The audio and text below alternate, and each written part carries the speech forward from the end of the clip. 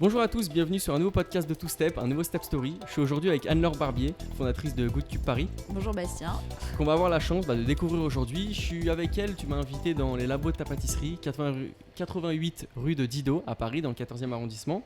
Donc comme d'habitude dans les Step Story, on va venir retracer l'histoire de ton entreprise, donc qui est un peu particulière par rapport aux entrepreneurs que j'interviewe, mais qui est tout aussi intéressante, et c'est justement ton profil un peu différent qui m'intéresse, comment tu es arrivé jusqu'à cette activité, parce qu'on va voir que c'est pas vraiment ce à quoi tu te destinais professionnellement depuis plusieurs années. Donc c'est ça qui est intéressant. Et bah écoute, pour commencer à parler de toi, moi je vais te laisser te présenter ton profil, tes expériences, ce que tu as fait avant, etc.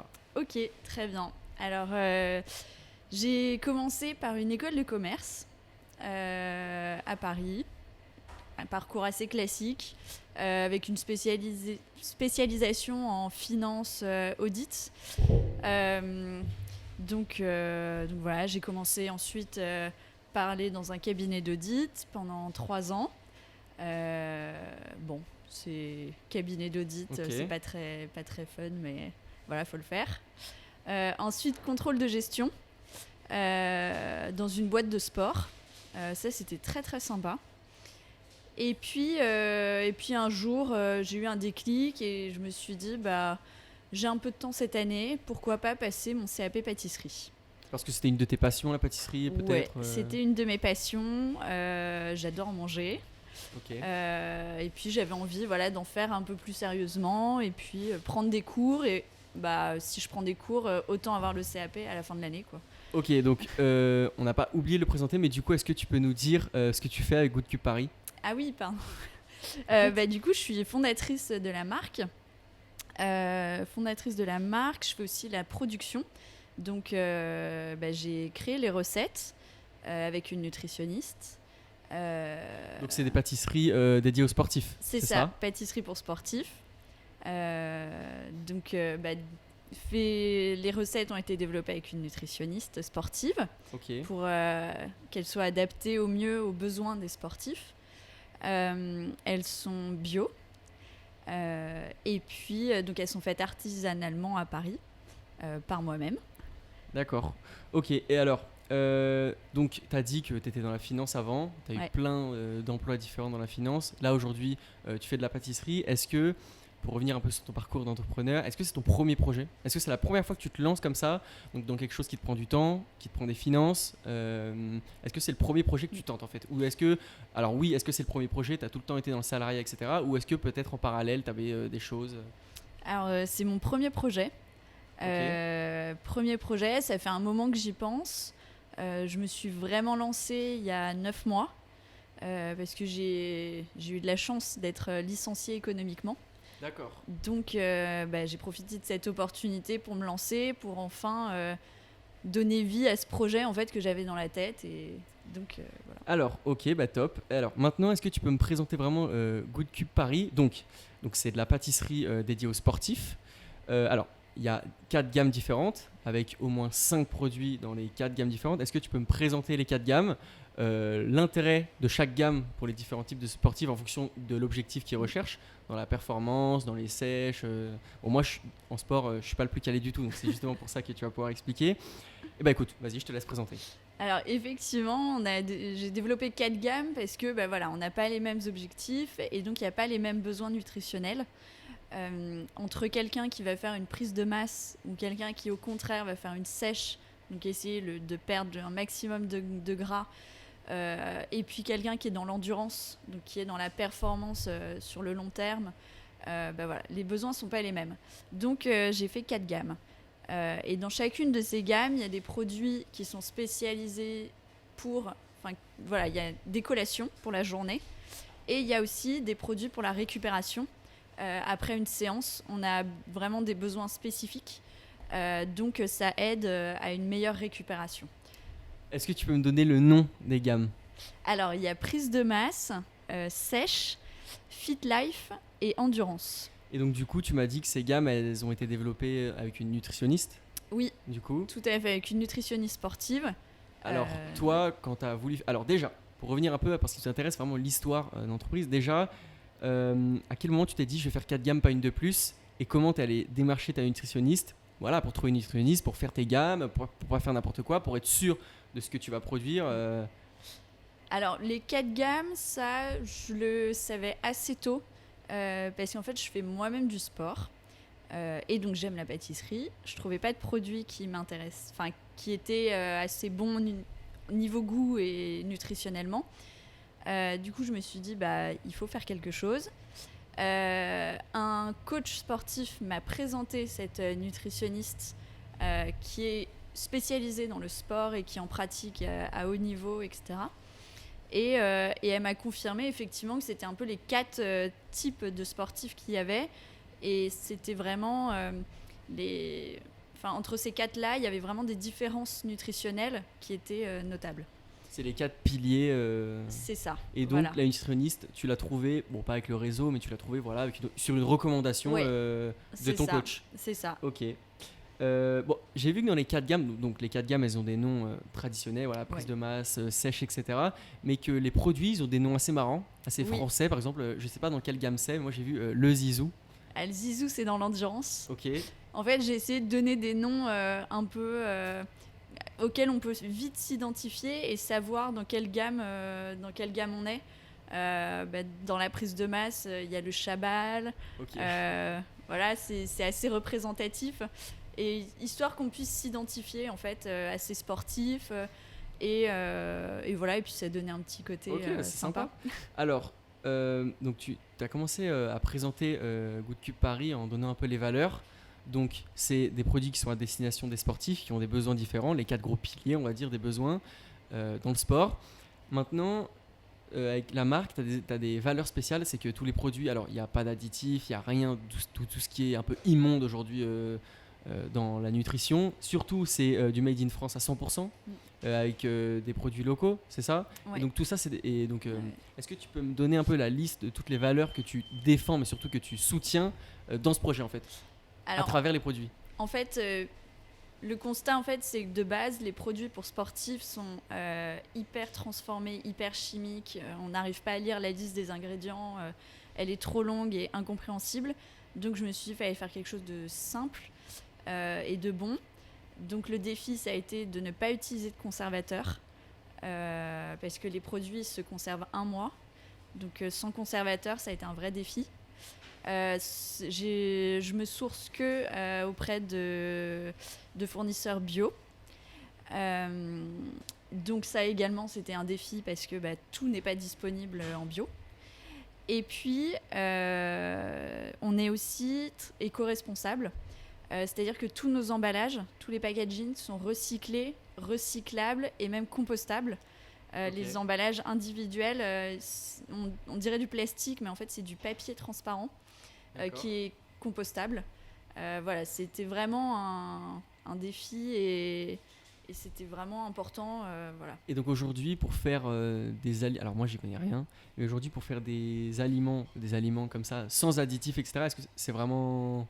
C'est compliqué, parce que je voulais vraiment que ça tienne 1 mois. Et donc j'ai fait beaucoup de tests de conservation. Ok.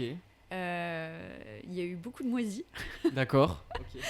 Et donc, il fallait essayer de nouveaux ingrédients, changer un pourcentage d'ingrédients, changer des températures de cuisson, essayer de trouver des alternatives. Quoi. Donc, en fait, toi, ton product market fit, il est un peu là-dessus. Il est un peu sur comment je vais réussir, en gardant ma recette que je veux avoir, à faire des produits qui tiennent le temps que je désire qu'ils tiennent, etc. Toi, c'est là-dessus que tu es allé chercher un peu ton calibrage pour trouver tes produits finaux.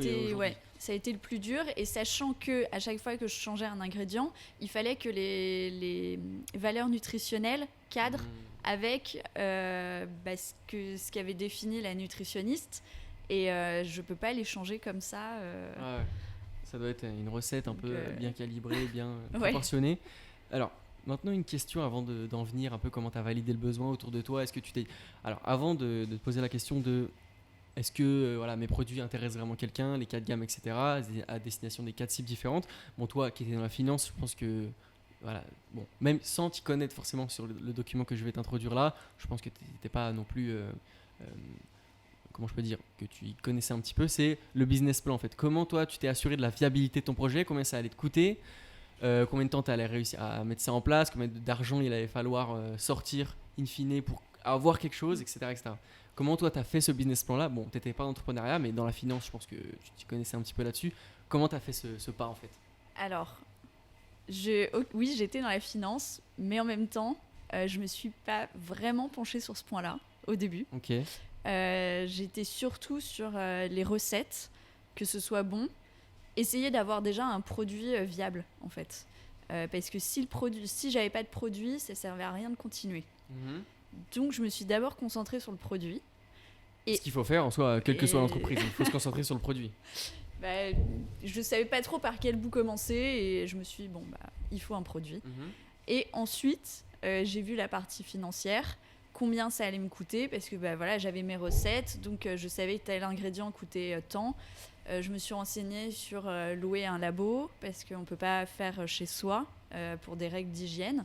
Donc il faut trouver un labo, ce qui a été le plus compliqué à trouver. Il y a quand même du coup des contraintes législatives. Tu peux oui, pas faire comme l'histoire par exemple de Michel et Augustin qui faisaient leur premier gâteau dans leur four chez eux, etc. Tu peux pas lancer une activité comme ça. Ça c'est une belle histoire. Non, alors, c'est une belle histoire et une belle success story. C'est une belle histoire. Mais en vrai, on ne peut pas pâtisser chez soi. D'accord. C'est interdit. Donc il faut un laboratoire. Trouver un laboratoire, c'est un parcours du combattant. Et au final, ça a été le point le plus critique dans l'aventure, quoi. Ok. Ouais, vas-y. Et ensuite, le business plan, je l'ai fait, je l'ai commencé.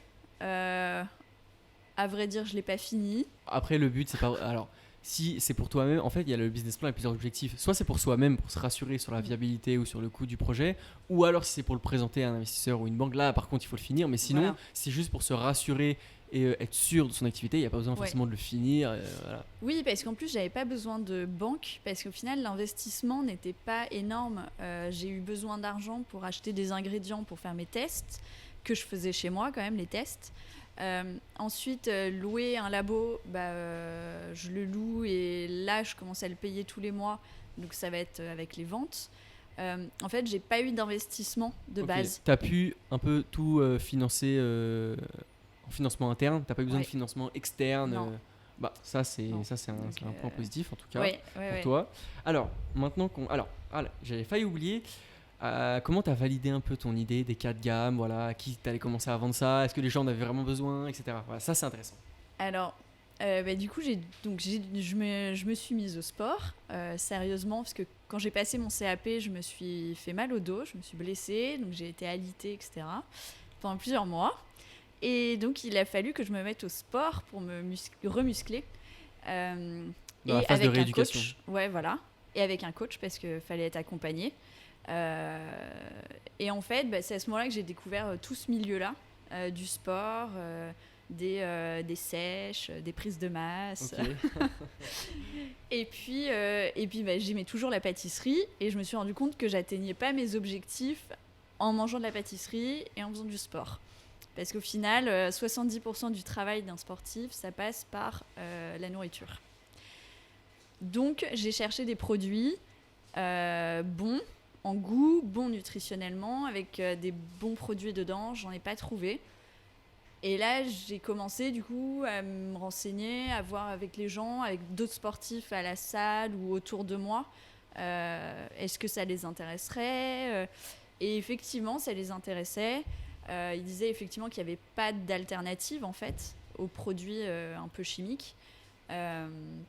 Donc, ils étaient plutôt motivés. C'est comme ça que tu as un peu pris la température de ton marché. Ouais. Dans ta salle directement. C'est ça. Ce qui en soi est une très bonne option. Dans l'entourage, il y a toujours des sportifs, des gens qui courent. Ok. Et les gens, ça, on va l'apprendre à personne, ils sont aujourd'hui de plus en plus friands de produits locaux avec plein de valeurs sur l'environnement, la santé, etc. Les gens font de plus en plus attention à ce qu'ils mangent. Alors pour leur santé perso, mais aussi pour la santé de l'environnement. Ça, c'est véridique. Oui. Ouais. Ça, c'est vrai. Ça, c'est vraiment véridique. Alors, maintenant qu'on a compris un peu le business, d'où ça vient, ton parcours, etc. Donc toi, est-ce que tu peux me dire comment tu vends les produits ? Donc c'est sur un site internet. Est-ce que tu peux me donner le site internet ? Effectivement, donc je vends sur www.goodcubeparis.fr. Donc sur le site internet. Et on livre partout en France et même dans le monde. Vu que les produits tiennent un mois, on peut les envoyer facilement. Et puis, ils ne sont pas des produits frais. Ce sont des brownies, des cookies, des bars, bientôt des muffins. Ce ne sont pas des produits frais, donc il n'y a pas toute cette partie de chaîne du froid à respecter. Parce que là, ça rajoute énormément de contraintes ça, dans le transport, la législation, etc. Là, c'est mortel. Là. Ouais. Tout de suite, j'ai vu qu'il ne fallait pas aller de ce côté-là. Que c'était vraiment trop de difficultés. Il y en a déjà bien assez avec l'alimentation sèche. Alors, maintenant, tu nous as dit que tu vendais et que tu avais un site web. Moi, ma question, parce que ça vient dans la constitution du projet, c'est un élément essentiel. On le voit, que ce soit pour une entreprise tech comme Coding Days ou Gleam ou encore plein d'autres. Toi, pâtisserie, pas pâtisserie, il te faut un site, il faut que tu sois présente digitalement et que tu puisses distribuer les produits. Alors, comment le site il s'est fait ? Bon, toi, tu ne me l'as pas dit, j'ai rien vu là-dessus, mais je pense que tu n'as pas de compétences web particulières. Donc moi, j'ai envie de te poser la question maintenant. Comment tu as propulsé, comment tu as mis en ligne ton site ? Comment tu l'as créé ? Alors, le site internet, j'ai demandé des devis, etc. autour de moi pour des sites. C'était un investissement trop important pour un début, pour tester le marché, etc. Je me disais, voilà, pour l'instant, je teste le marché, je vais voir comment ça se passe. Donc je me suis dit je vais aller voir sur les sites genre Shopify pour faire moi-même comment ça se présentait. Au final, ce sont des outils qui sont hyper bien faits et donc j'ai fait mon site internet moi-même au final. Ok, parce que comme tu l'as dit, aujourd'hui que ce soit les freelances en développement web ou même les agences qui font du très bon travail, c'est vrai que c'est un investissement de plusieurs milliers d'euros, des fois même en dizaines de milliers d'euros. Donc c'est vrai que pour quelqu'un qui même à du budget, n'a pas forcément envie de consacrer la moitié ou le tiers ou plus que ça du budget dans un développement web, sachant qu'aujourd'hui, il y a des logiciels en ligne comme Shopify et comme plein d'autres qui permettent de propulser automatiquement et surtout, ils permettent de propulser un site marchand en fait, directement.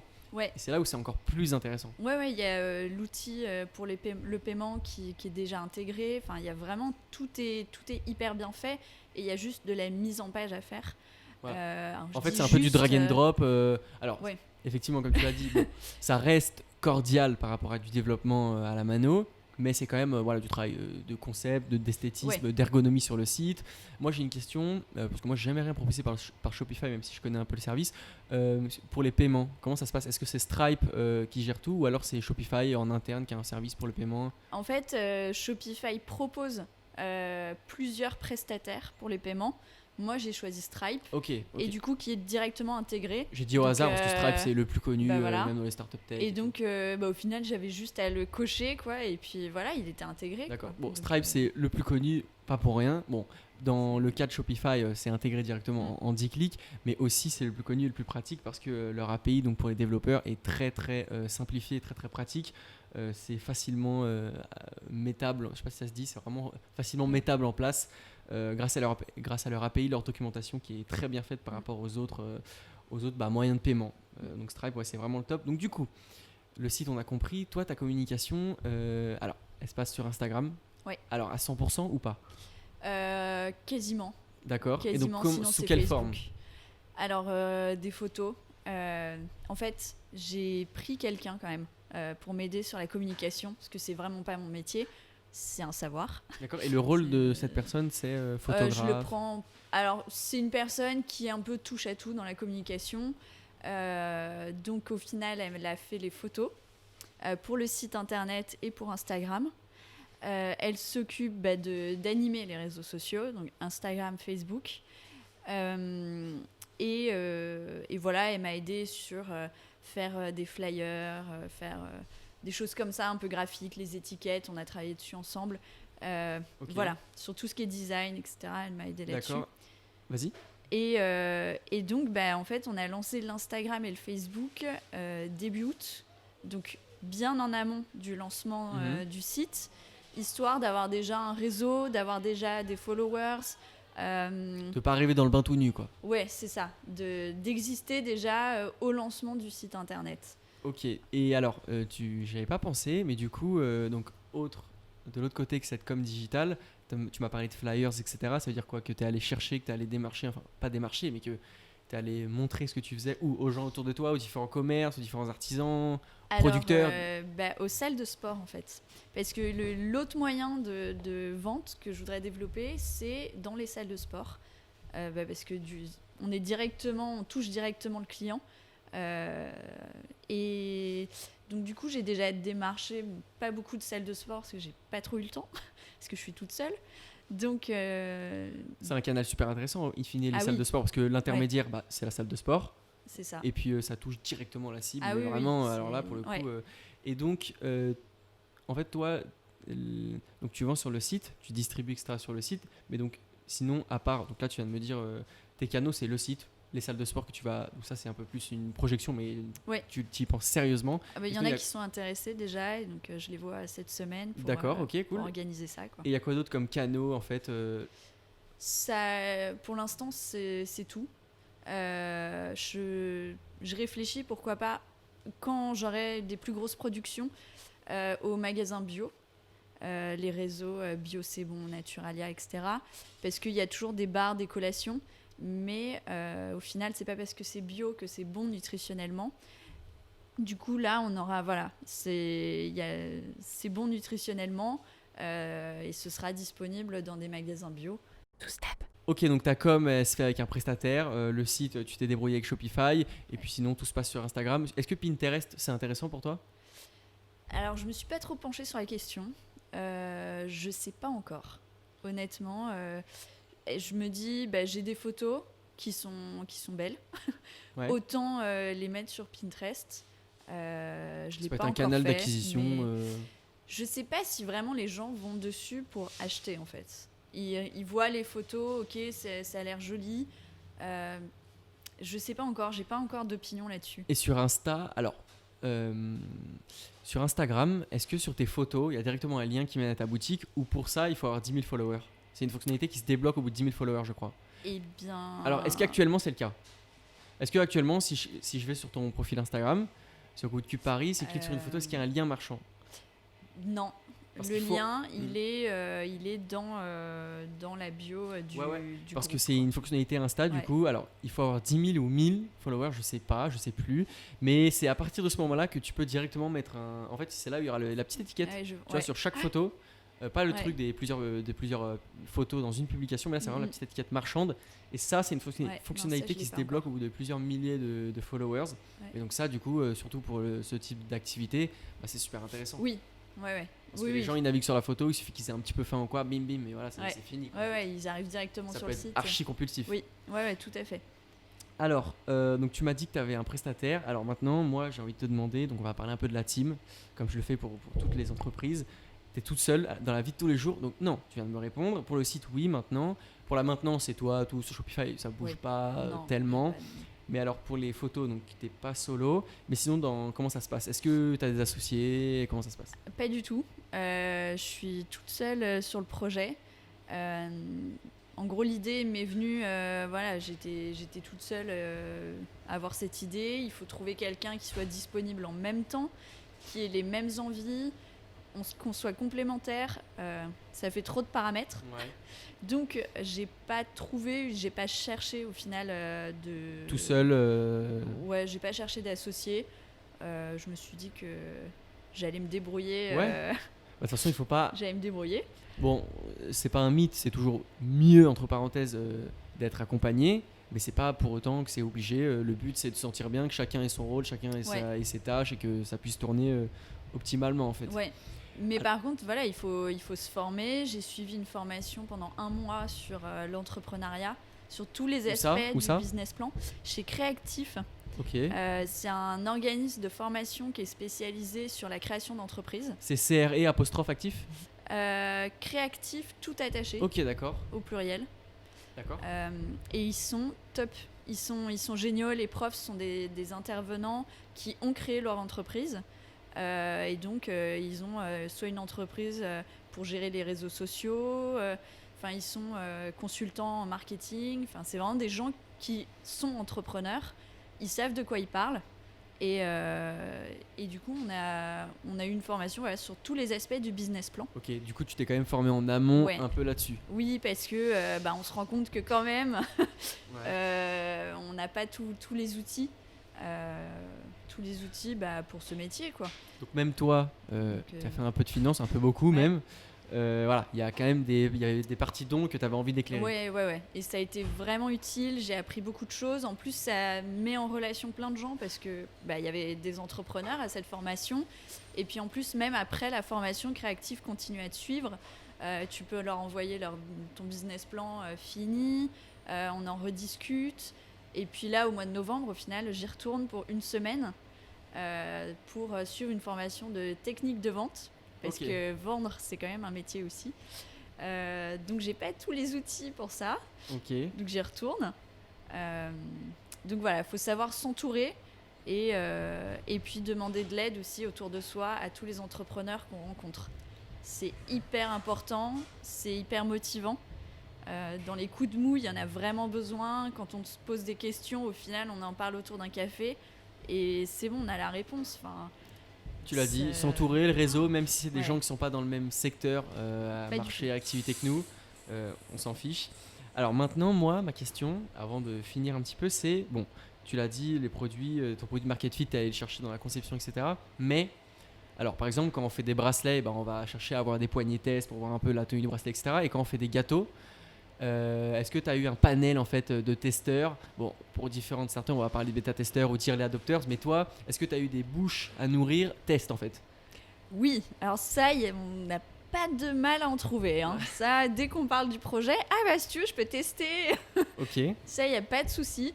Mais du coup, dans mon réseau de sportifs, évidemment, ils ont goûté, je leur ai parlé du projet. Ils ont été bêta-testeurs. Mais du coup, alors pas le long terme, mais est-ce que voilà, tu leur as donné la première version du gâteau? Tiens, goûte, dis-moi comment c'est sur le palais, sur la langue, je sais pas tout ce qu'un gâteau doit faire avant de faire les besoins nutritionnels, parce que le goût c'est quand même super important. Oui, alors ça a été les deux en même temps. Au final, j'ai d'abord fait les gâteaux. Je les ai goûtés moi-même.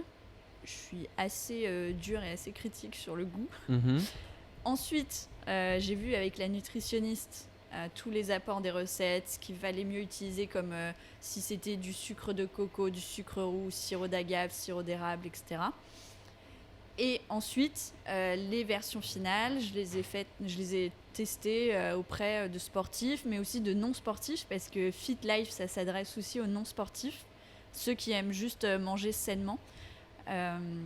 Et du coup, voilà, autour de moi, j'ai eu beaucoup de retours très objectifs. C'était le but. Je faisais tester que les gens très objectifs et très francs. Qui n'étaient pas là pour manger. Qui n'étaient pas là pour manger et pour me faire plaisir, quoi. Et puis, et voilà. Et du coup, au final, j'ai même supprimé une recette. J'en ai supprimé une hier du site internet parce que vraiment... Parce que elle me convenait pas en goût. J'étais pas sûre. Au final, j'ai fait tester encore d'autres personnes. Et non, ça va pas, donc je préfère retirer. Ok, tu peaufines tes gammes, tu gardes vraiment que ce qui te plaît toi. Ouais. Ok, c'est top. Alors, moi, en question bonus, à la fin, que j'aime bien poser aux entrepreneurs, c'est bon, on va s'adapter. Du coup, moi, je leur demande s'ils font de la veille, ce qu'ils ont mis en place. Alors, toi, du coup, bon, tu vas pas... Alors, si, quand même. Bon, on parle de veille concurrentielle, de veille sectorielle. Toi, qu'est-ce que tu regardes? Alors, aujourd'hui, tes concurrents, ça va être quoi? Est-ce que, bon, toi, tes concurrents, tout ce qui est indirect, voilà, ça peut être les supermarchés, ça peut être les boulangeries, ça peut être les pâtisseries, ça peut être toute autre personne qui fait un peu la même démarche que toi. Mais comment tu surveilles tout ça? Est-ce que tu regardes ce qui se fait en termes de tendance sur Instagram? Comment tu surveilles tout ça? Alors, en fait, j'ai pas de concurrents directs. Des gens qui font exactement la même chose pour sportifs, développés avec une nutritionniste, produits sains, bio et tout ça éco-responsable, il n'y en a pas. Donc mes concurrents, ça va être les sites internet pour sportifs, donc genre MyProtein, Body and Fit, des choses comme ça, donc des sites qui sont quand même pas hyper accessibles au grand public, qui sont hyper masculins, voilà, c'est pas très... Et puis surtout avec des produits hyper chimiques. Donc ça, je les suis sur Instagram. Je suis abonnée aux newsletters. C'est comme ça que je vois un peu ce qu'ils font. Ils font beaucoup de promos, tout le temps des moins 40%, donc on se demande quelle est leur marge. Voilà. Ensuite, effectivement, c'est tout ce qui est bar, collation qu'il y a dans les magasins bio. Mais comme on le voit maintenant de plus en plus, ce qui est bio n'est pas toujours bon pour la santé au final, niveau nutritionnel. Donc là, voilà, j'ai la garantie, j'ai le crédit de la nutritionniste. Donc après, ce qui est niveau pâtisserie, niveau tendance, ça va être sur Instagram énormément. C'est là-dessus que je fais ma veille. Et puis j'utilise c'est Google, je sais plus quel outil de Google. Pour avoir directement dans tes mails un peu tous les mots-clés, les articles par rapport à... ça. Alors comment ça s'appelle ? Je sais plus comment ça s'appelle. Moi aussi je l'ai utilisé. J'ai plus le nom. Mais voilà, Google permet de faire un peu de la veille. Vous tapez Google veille sur Internet, il y a tout qui sort. Voilà, et toutes les semaines, je reçois les articles de la presse, etc., qui sont sur Google avec les mots-clés qui m'intéressent. Et puis, je vois ce qui se passe, s'il y a des nouvelles marques, des nouvelles gammes qui se lancent, choses comme ça.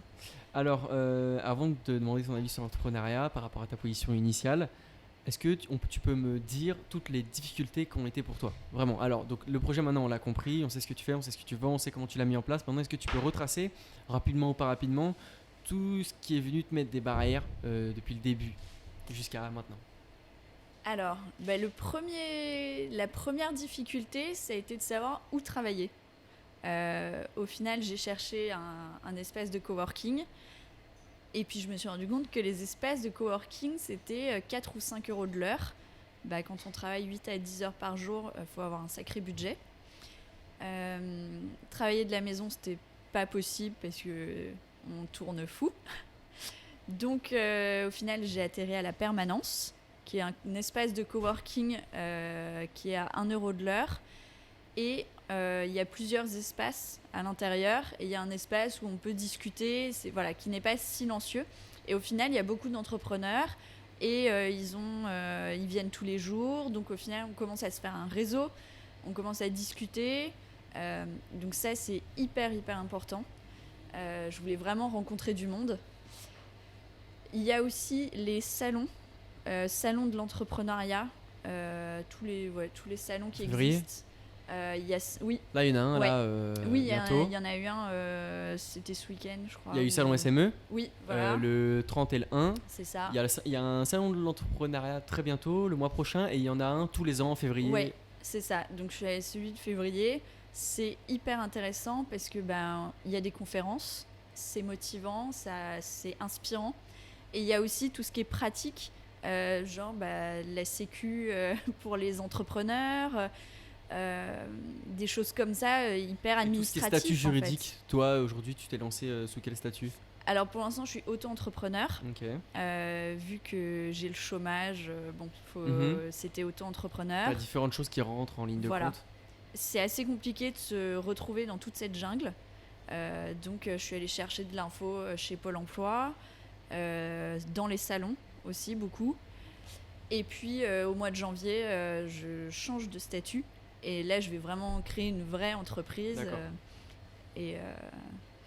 Mais donc déjà oui, avoir des informations fiables, c'est aller chez Pôle emploi, c'est aller dans les salons, aller voir la sécu, choses comme ça. C'était assez dur de trouver des infos. Ok, bah écoute. Et maintenant, ton avis sur l'entrepreneuriat par rapport à la Anne-Laure qui travaillait dans la finance, qui avait peut-être des préjugés, des avis, un ressenti, des a priori. Aujourd'hui, qu'est-ce que tu en penses de tout ça, de ton aventure et puis de l'entrepreneuriat en général ? Alors, déjà, je suis hyper contente d'avoir sauté le pas. Parce que c'est une vraie réalisation, en fait. Enfin, on est vraiment fiers quand on arrive à lancer quelque chose. Et ça, on ne l'a pas en tant que salarié, cette fierté d'avoir accompli quelque chose. C'est moins tranquille, c'est sûr, que d'être salarié. Nos week-ends, parfois, Enfin, c'est pas qu'on travaille tout le temps, mais c'est qu'on y pense tout le temps. Et au final, on ne déconnecte jamais. C'est même en vacances, on y pense, ah tiens, si je faisais telle gamme, ah bah tiens, ça c'est un bon packaging, je vais le prendre en photo. On y pense tout le temps, jamais on déconnecte. Mais en même temps, je n'ai jamais eu l'impression de travailler pendant cette année. Je me lève le matin, je vais à la pâtisserie, je vais au coworking. J'ai envie de me mettre sur mon ordi, de commencer à bosser, de tester des recettes. C'est vraiment... Et parfois même, j'ai culpabilisé. Hein, je touchais mon chômage, je me disais, oh là là, je me la coule douce. J'ai pas l'impression de bosser. Non, en fait... il faut des gens autour de soi pour dire non, au final, tu bosses même plus. Je fais parfois des plus grosses journées, sauf que ça passe hyper rapidement et puis et c'est passionnant et on rencontre plein de monde. C'est hyper enrichissant. Vraiment, c'est quelque chose à faire, quoi. Ok, et écoute, je te remercie. Est-ce que tu peux me dire du coup où on peut te retrouver ainsi que surtout Good Cube Paris? Voilà, le site, Instagram, est-ce que tu peux tout me dire? Sur le site internet www.goodcubeparis.fr, également sur l'Instagram, Good Cube Paris. On a aussi un groupe Facebook où on poste régulièrement. Et puis bientôt dans des salles de sport, parce que plusieurs salles sont intéressées. Donc, à Paris? À Paris, tout à fait. Donc bientôt dans les salles de sport. Ok, écoutez, Anne-Laure, je te remercie en tout cas de m'accueillir ici, 88 rue de Didot, j'ai failli redire Diderot, de Didot dans le 14e. Si vous avez aimé ce contenu, n'hésitez pas à le partager avec votre entourage passionné d'entrepreneuriat ou même tous les entrepreneurs que vous connaissez ou si vous-même vous êtes entrepreneur, à le relayer. À nous suivre sur Facebook et sur YouTube, donc Two Step. À suivre bien sûr Anne-Laure avec Good Cube Paris partout où elle vient de vous dire sur Instagram et d'aller voir ses pâtisseries en photo sur son site qui sont vraiment alléchantes. À suivre son activité et à suivre le développement. Merci en tout cas à toi Anne-Laure de m'avoir accueilli ici et à vous d'avoir écouté l'épisode. Je vous remercie, à bientôt.